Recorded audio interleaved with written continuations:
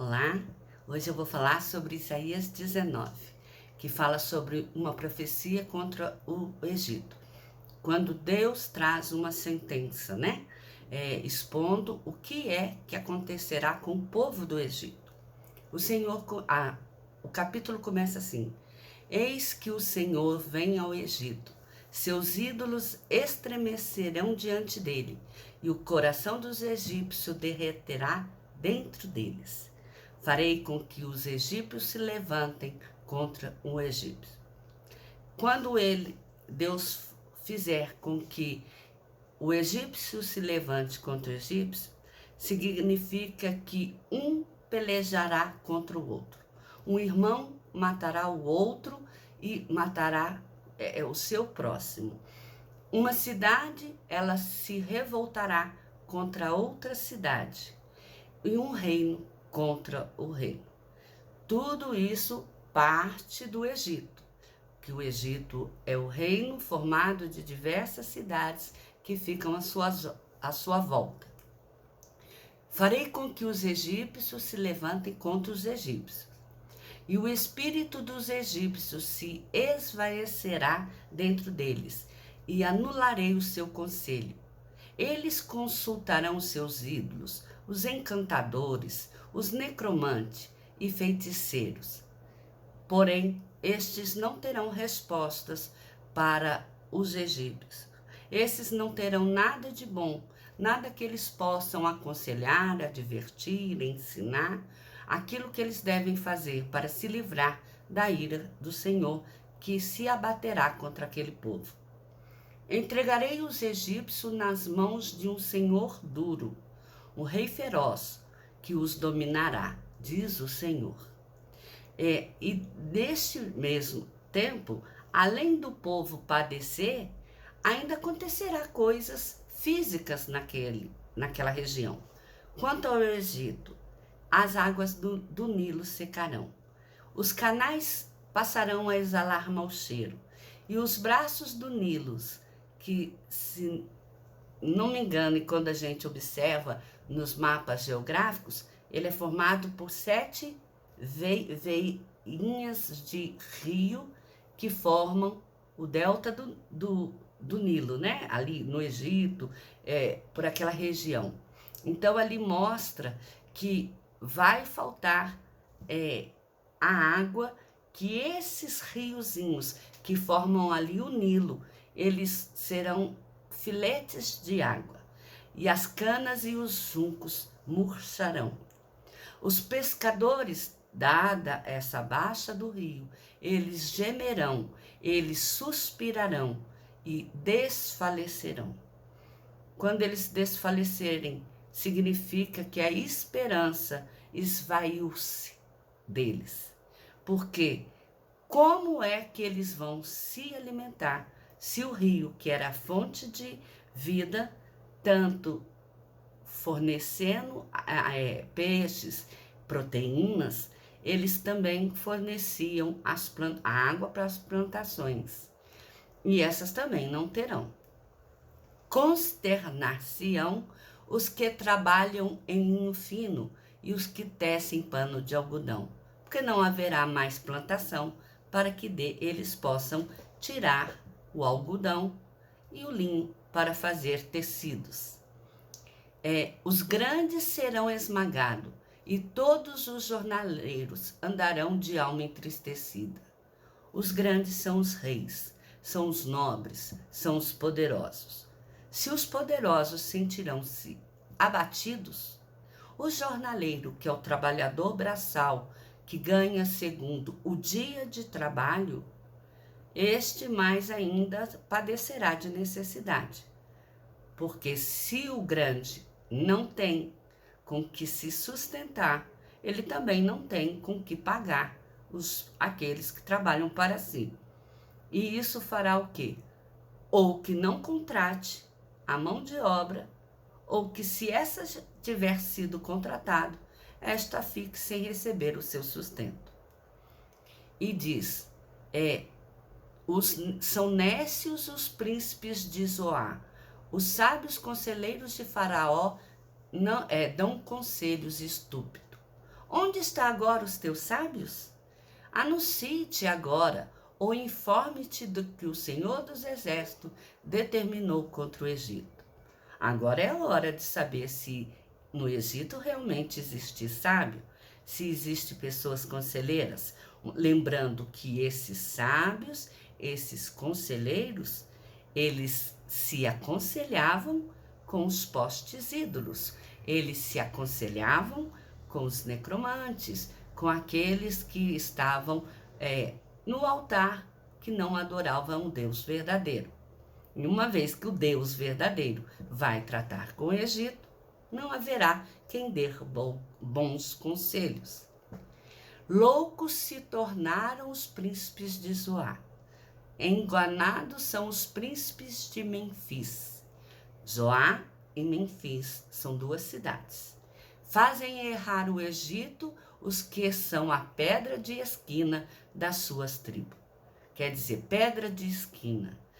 É aquilo que marca o território, é aquilo que é considerado o ponto central de uma casa, de uma cidade, de um reino. É aquilo que serve de base, de sustento.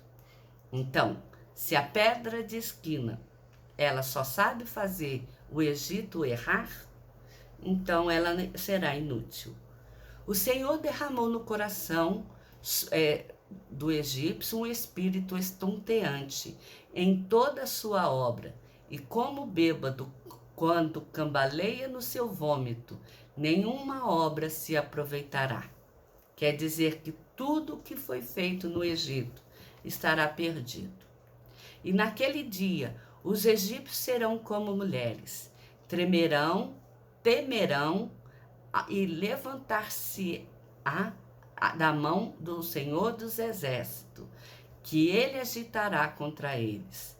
A terra de Judá será espanto para o Egito. Para uma pessoa temer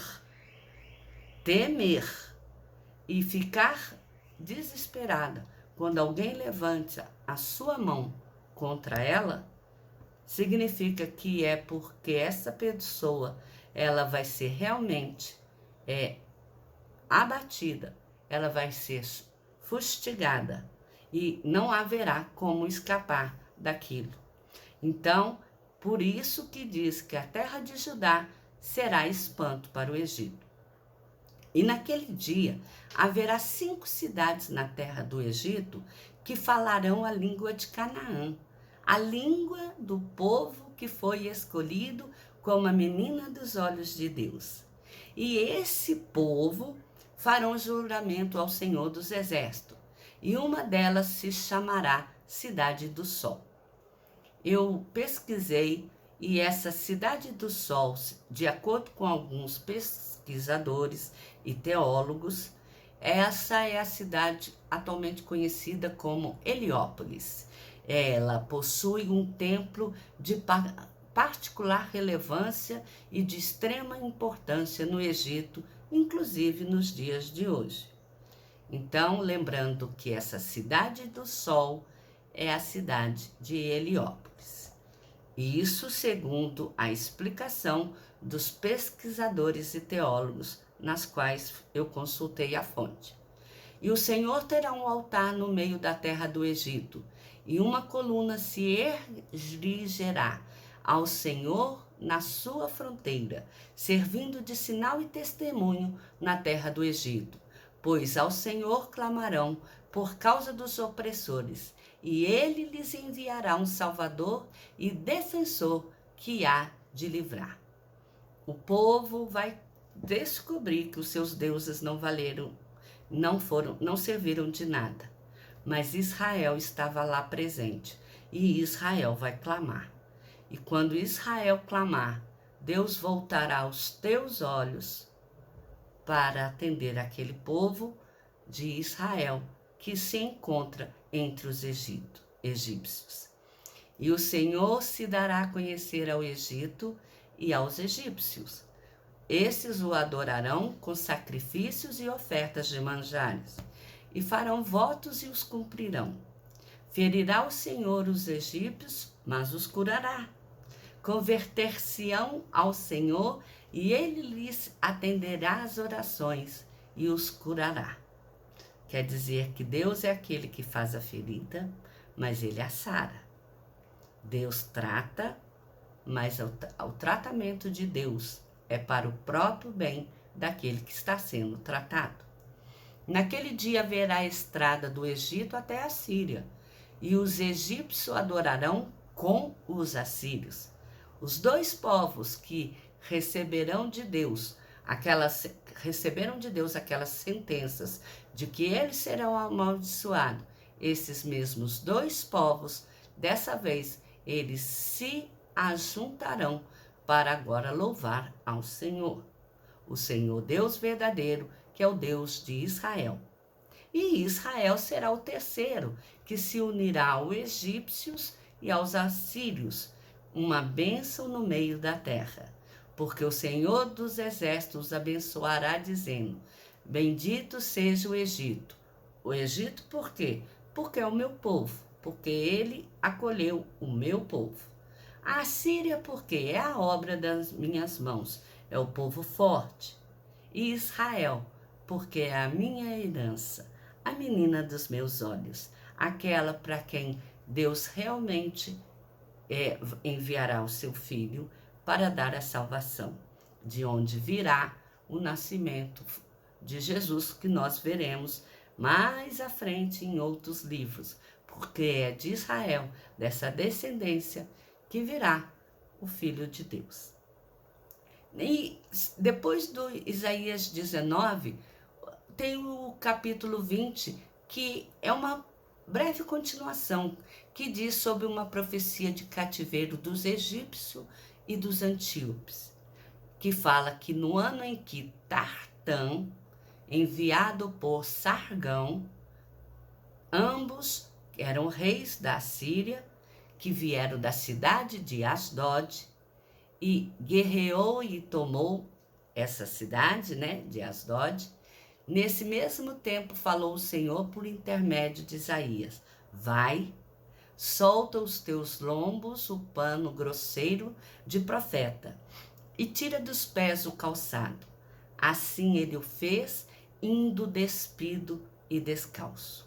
Então disse o Senhor: assim como Isaías, meu servo, andou 3 anos despido e descalço, por sinal e prodígio contra o Egito e contra a Etiópia, assim o rei da Síria levará os presos do Egito e os exilados da Etiópia, tanto os moços quanto os velhos.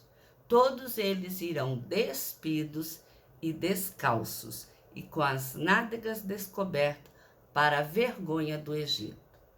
É a forma com que Deus vai tratar dos egípcios e dos etíopes que não se renderem aos louvores ao Senhor.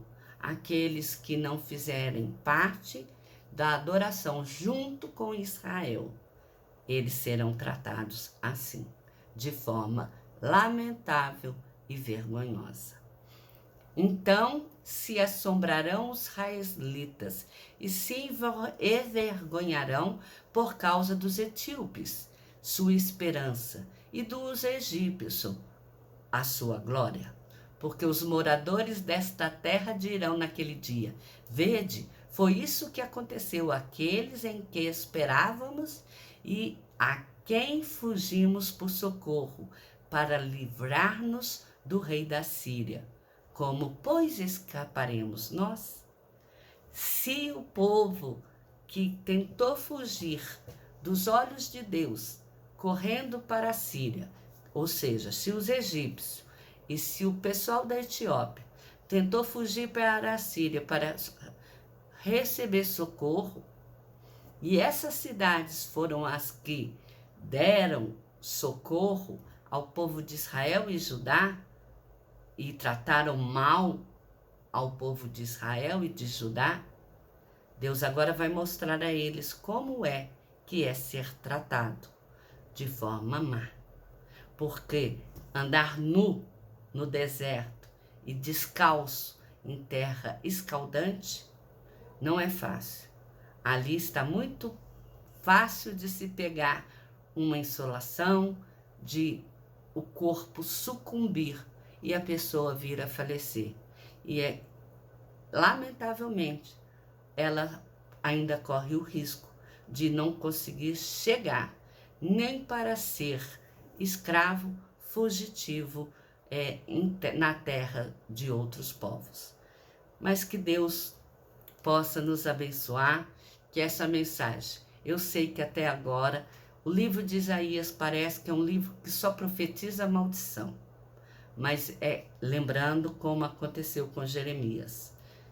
O livro é o seguinte, ele conta histórias daqui, conta histórias de lá e conta histórias de outro povo, porque Deus está vendo do alto.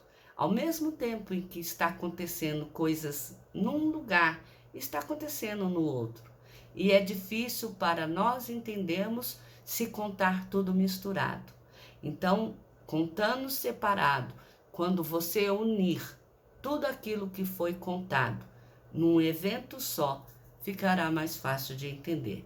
E isso acontecerá mais nos meados do livro de Isaías. Eu espero que Deus abençoe você no dia de hoje.